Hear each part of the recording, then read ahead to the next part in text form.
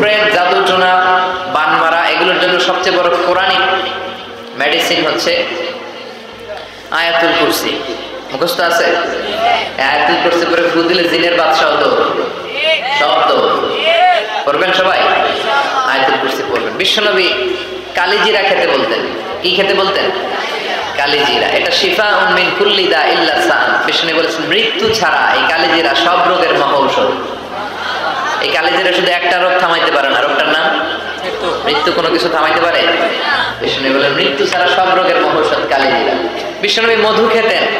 কোরআনে দুই জায়গায় শেফা আসছে। এক কোরআনের ক্ষেত্রে আল্লাহ বলছে শেফা, আবার মধুর ক্ষেত্রে কইছে শেফা। আল্লাহ বলছে ফিহি শিফাউন লিন-নাস, এই মধুর ভিতরে আমি আল্লাহ শেফা রেখেছি। চিল্লায় সুবহানাল্লাহ।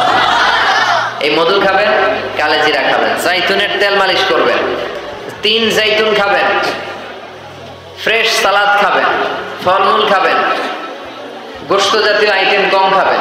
দেখবেন বিশ্বনবীর এই পন্থাগুলো মেনে চললে একজন লোক এমনি সুস্থ থাকতে পারে, ঠিক কিনা? আল্লাহ তুমি বিশ্বনবীর শিখানো পন্থায় আমরা যেন জীবন চালাতে পারি তৌফিক দাও।